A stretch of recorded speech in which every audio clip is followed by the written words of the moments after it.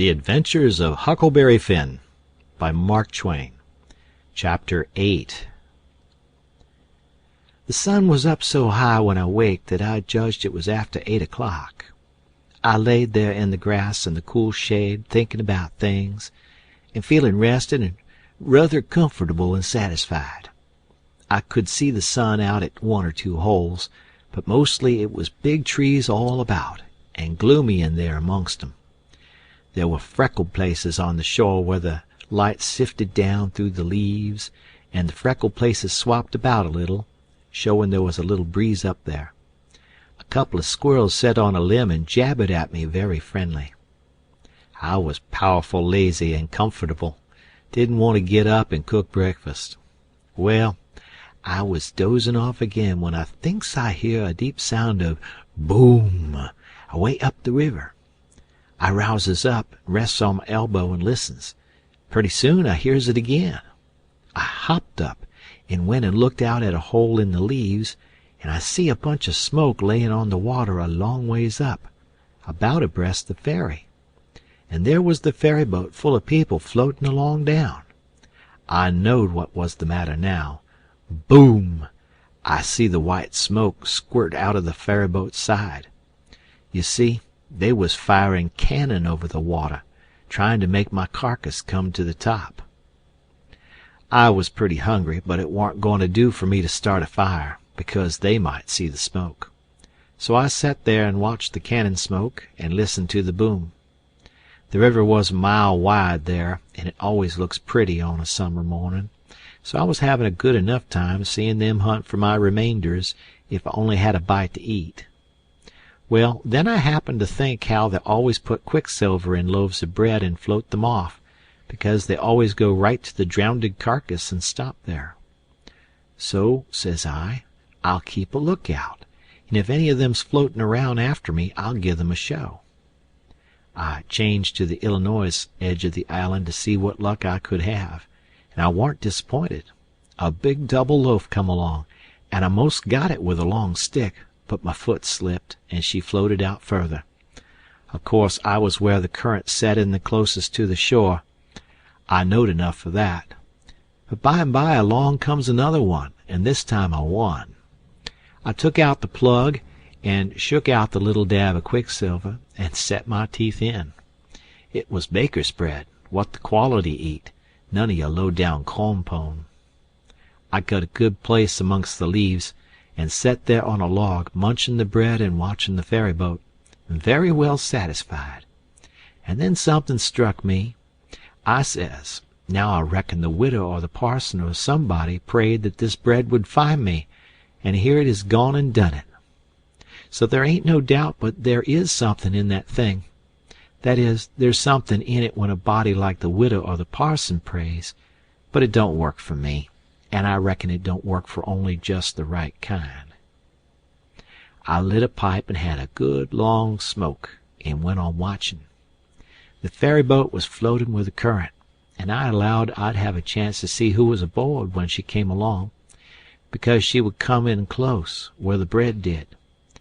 When she got pretty well along down towards me, I put out my pipe and went to where I fished out the bread, and laid down behind a log on the bank in a little open place.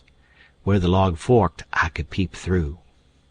By and by she come along, and she drifted in so close that they could have run out a plank and walked ashore. Most everybody was on the boat. Pap and Judge Thatcher and Bessie Thatcher and Joe Harper and Tom Sawyer and his old Aunt Polly and Sid and Mary and plenty more. Everybody was talking about the murder, but the captain broke in and says, "Look sharp now. The current sets in the closest here, and maybe he's washed ashore and got tangled amongst the brush at the water's edge. I hope so, anyway." I didn't hope so. They all crowded up and leaned over the rails, nearly in my face, and kept still, watching with all their might. I could see them first rate, but they couldn't see me. Then the captain sung out, "Stand away!" and the cannon left off such a blast right before me that it made me deaf with the noise and pretty near blind with the smoke, and I judged I was gone. If they'd 'a' had some bullets in, I reckon they'd have got the corpse they was after. Well, I see I warn't hurt, thanks to goodness. The boat floated on and went out of sight around the shoulder of the island. I could hear the booming now and then, further and further off, and by, after an hour, I didn't hear it no more. The island was 3 mile long. I judged they had got to the foot and was giving it up. But they didn't yet a while. They turned around the foot of the island and started up the channel on the Missouri side, under steam, and booming once in a while as they went. I crossed over to that side and watched them. When they got abreast the head of the island, they quit shooting and dropped over to the Missouri shore and went home to the town. I knowed I was all right now. Nobody else would come a-hunting after me. I got my traps out of the canoe and made me a nice camp in the thick woods. I made a kind of a tent out of my blankets to put my things under so the rain couldn't get at 'em. I catched a catfish and haggled him open with my saw, and towards sundown I started my campfire and had supper. Then I set out a line to catch some fish for breakfast. When it was dark, I sat by my campfire smoking, and feeling pretty well satisfied. But by and by it got sort of lonesome, and so I went and sat on the bank and listened to the current swashing along, and counted the stars and drift logs and rafts that come down, and then went to bed. There ain't no better way to put in time when you are lonesome. You can't stay so. You soon get over it. And so for 3 days and nights. No difference, just the same thing. But the next day I went exploring around down through the island. I was boss of it. It all belonged to me, so to say, and I wanted to know all about it. But mainly I wanted to put in the time. I found plenty strawberries, ripe and prime, and green summer grapes, and green raspberries, and the green blackberries was just beginning to show. They would all come handy by and by, I judged. Well, I went fooling along in the deep woods till I judged I warn't far from the foot of the island. I had my gun along, but I hadn't shot nothing. It was for protection. I thought I would kill some game nigh home. About this time I mighty near stepped on a good-sized snake, and it went sliding off through the grass and flowers, and I after it, trying to get a shot at it. I clipped along, and all of a sudden I bounded right onto the ashes of a campfire that was still smoking. My heart jumped up amongst my lungs. I never waited for to look further, but uncocked my gun and went sneaking back on my tiptoes as fast as ever I could. Every now and then I stopped a second amongst the thick leaves and listened, but my breath come so hard I couldn't hear nothing else. I slunk along another piece further, then listened again, and so on and so on. If I see a stump, I took it for a man. If I trod on a stick and broke it, it made me feel like a person had cut one of my breaths in two, and I only got half, and the short half, too. When I got to camp, I warn't feeling very brash. There warn't much sand in my craw, but I says, this ain't no time to be fooling around. So I got all my traps into my canoe again, so as to have them out of sight, and I put out the fire, and scattered the ashes around to look like an old last year's camp, and then clumb a tree. I reckon I was up in the tree 2 hours, but I didn't see nothing. I didn't hear nothing. I only thought I heard and seen as much as 1,000 things. Well, I couldn't stay up there forever, so at last I got down, but I kept in the thick woods and on the lookout all the time. All I could get to eat was berries and what was left over from breakfast. By the time it was night I was pretty hungry, so when it was good and dark I slid out from shore before moonrise and paddled over to the Illinois bank, about 1/4 of a mile. I went out in the woods and cooked a supper, and had about made up my mind I would stay there all night, when I hear a plunkety-plunk, plunkety-plunk, and says to myself, horses coming, and next I hear people's voices. I got everything into my canoe as quick as I could, and then went creeping through the woods to see what I could find out. I hadn't got far when I hear a man say, We better camp here if we can find a good place. The horses is about beat out. Let's look around." I didn't wait, but shoved out and paddled away easy. I tied up in the old place, and reckoned I would sleep in the canoe. I didn't sleep much. I couldn't, somehow, for thinking. And every time I waked up I thought somebody had me by the neck. So the sleep didn't do me no good. By and by I says to myself, I can't live this way. I'm a-going to find out who it is that's here on the island with me. I'll find it out or bust. Well, I felt better right off. So I took my paddle and slid out from shore just a step or two, and then let the canoe drop along down amongst the shadows. The moon was shining, and outside of the shadows it made it most as light as day. I poked along well on to an hour, everything still as rocks and sound asleep. Well, by this time I was most down to the foot of the island. A little ripply, cool breeze begun to blow, and that was as good as saying the night was about done. I give her a turn with the paddle and brung her nose to shore, then I got my gun and slipped out and into the edge of the woods.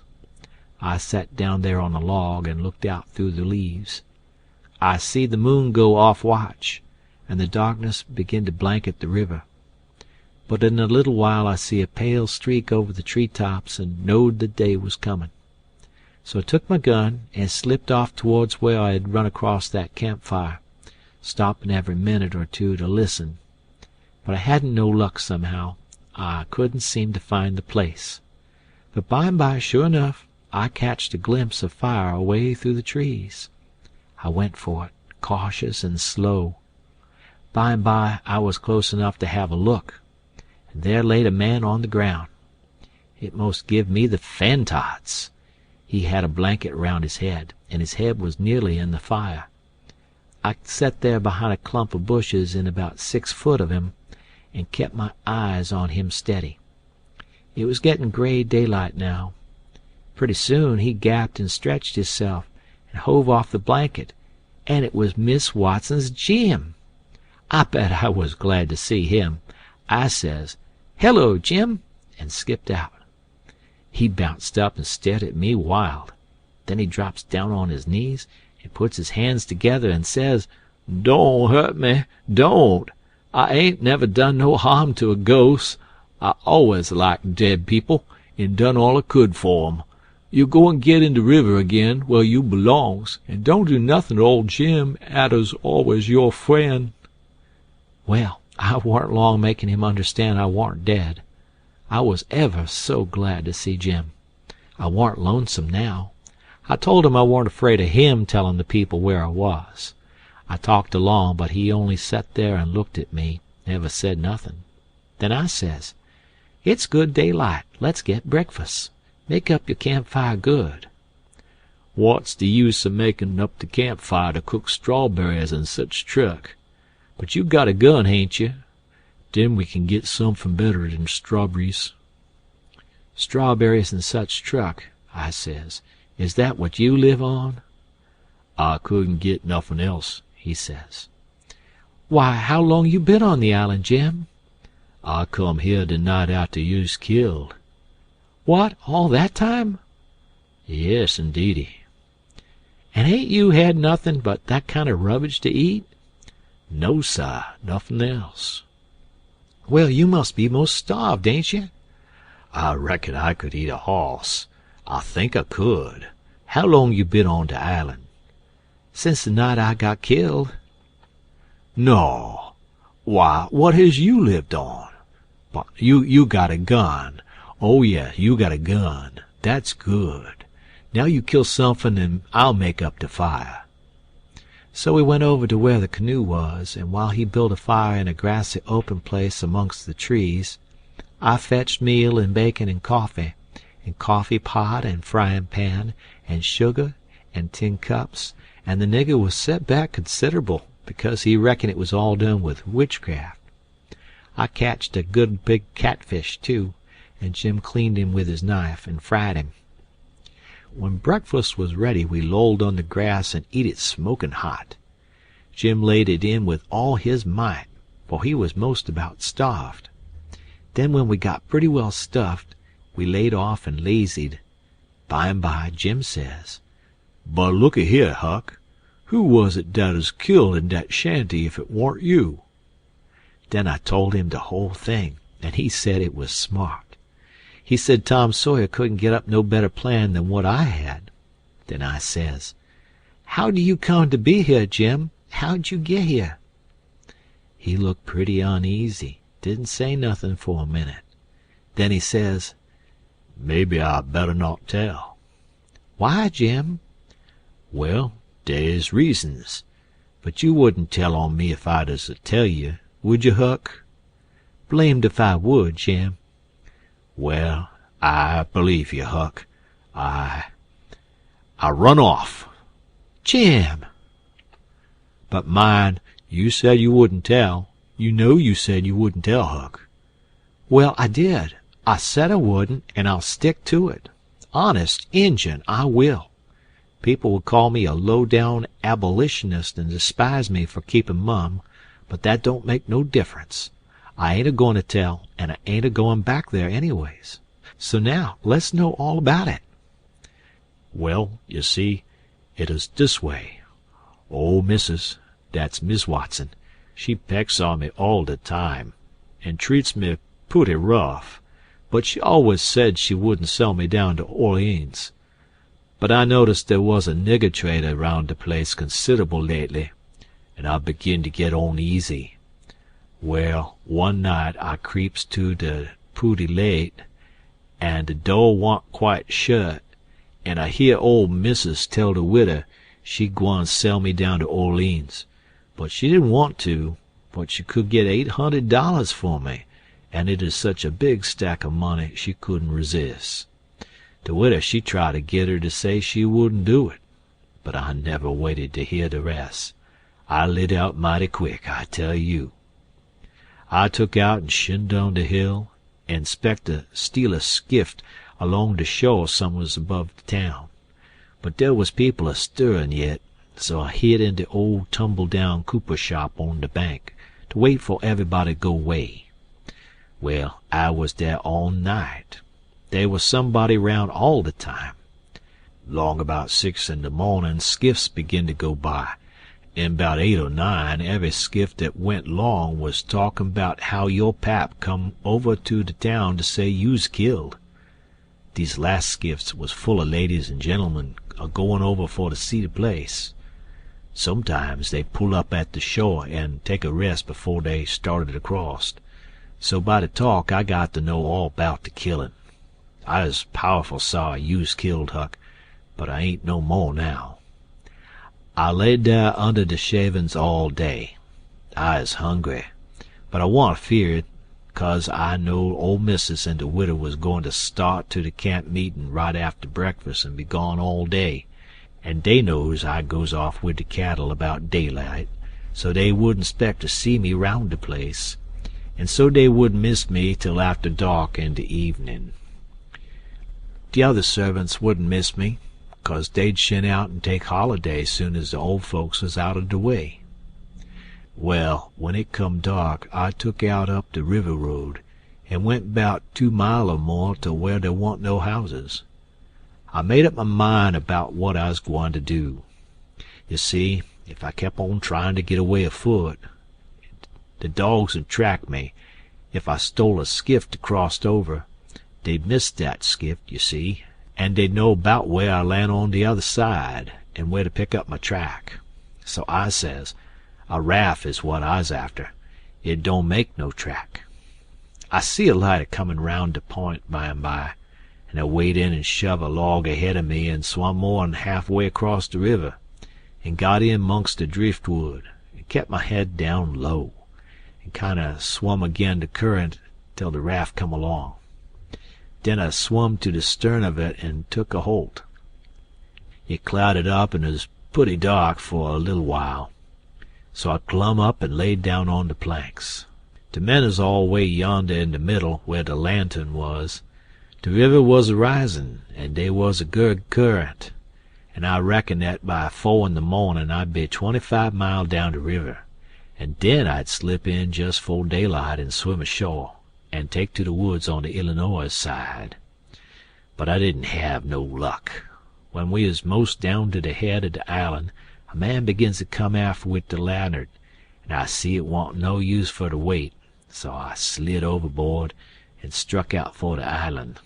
Well, I had a notion I could land most anywheres, but I couldn't, bank too bluff, and I was most to the foot of the island before I found a good place.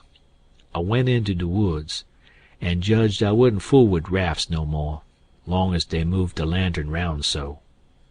I had my pipe and a plug of dog leg, and some matches in my cap, and they warn't wet, so I was all right. And so you ain't had no meat nor bread to eat all this time? Why didn't you get mud turkles? How you gwine to git 'em? You can't slip up on 'em and grab 'em. And how's a body goin' to git 'em with a rock? How could a body do it in the night? And I warn't gwine to show myself on the bank in the daytime. Well, that's so. You've had to keep in the woods all the time, of course. Did you hear 'em shooting the cannon? Oh, yes. I knowed they was arter you. I see 'em go by here. Watched 'em through the bushes. Some young birds come along, flying a yard or two at a time and lighting. Jim said it was a sign it was going to rain. He said it was a sign when young chickens flew that way, and so he reckoned it was the same way when young birds done it. I was going to catch some of them, but Jim wouldn't let me. He said it was death. He said his father laid mighty sick once, and some of them catched a bird, and his old granny said his father would die, and he did. And Jim said you mustn't count the things you're going to cook for dinner, because that would bring bad luck. The same if you shook the tablecloth after sundown. And he said that if a man owned a beehive and that man died, the bees must be told about it before sunup next morning, or else the bees would all weaken down and quit work and die.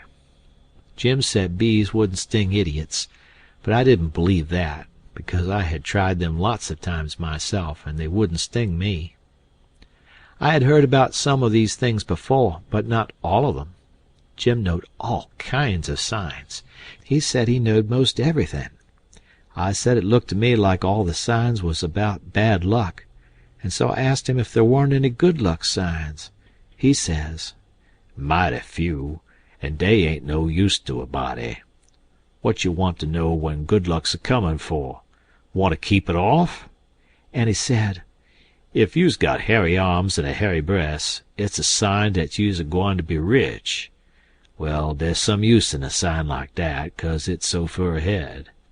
You see, maybe you's got to be poor a long time first, and so you might get discouraged and kill yourself if you didn't know by the sign that you gwine to be rich by and by." Have you got hairy arms and a hairy breast, Jim? What's the use to ask that question?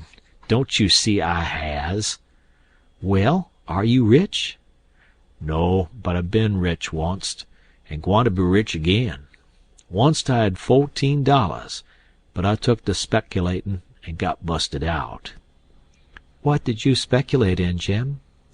Well, first I tackled stock. What kind of stock? Why, livestock, cattle, you know. I put $10 in a cow. But I ain't gwine to risk no more money in stock. The cow up and died on my hands. So you lost the $10. No, I didn't lose it all. I only lost about 9 of it. I sold a hide and taller for $1.10. You had $5.10 left. Did you speculate any more? Yes. You know that one-legged nigger that belongs to old Mr. Bradish? Well, he sot up a bank, and say anybody that put in $1 would get $4 more at the end of the year. Well, all the niggers went in, but they didn't have much. I was the only one that had much. So I stuck out for more than $4, and I said if I didn't get it, I'd start a bank myself. Well, of course that nigger want to keep me out of the business, because he says there wa'n't business enough for 2 banks. So he say I could put in my $5 and he pay me $35 at the end of the year. So I done it. Then I reckoned I'd invest the $35 right off and keep things a-movin'. There was a nigger named Bob that had ketched a wood flat, and his marster didn't know it, and I bought it off'n him and told him to take the $35 when the end of the year come. But somebody stole the wood flat that night, and next day the one-legged nigger say the bank's busted. So they didn't none of us get no money. What did you do with the 10 cents, Jim? Well, I was going to spend it, but I had a dream, and the dream told me to give it to a nigger named Ballum. Ballum's ass, they call him for short. He's one of dem chuckleheads, you know. But he's lucky, they say, and I see I warn't lucky. The dream say let Ballum invest the 10 cents and he'd make a raise for me. Well, Ballum he took the money, and when he was in church he heard the preacher say that whoever give to the poor lent to the Lord, and bound to get his money back 100 times. So Ballum he took and give the 10 cents to the poor, and laid low to see what was gwine come of it. Well, what did come of it, Jim? Nothin' never come of it. I couldn't manage to collect that money no way, and Ballum he couldn't. I ain't going to lend no more money doubt I see the security. Bound to get your money back 100 times, the preacher says. If I could get the 10 cents back, I'd call it square, and be glad of the chance. Well, it's all right anyway, Jim, long as you're going to be rich again sometime or other. Yes, and I's rich now, come to look at it. I owns myself, and I's worth $800. I wished I had the money. I wouldn't want no more. End of chapter.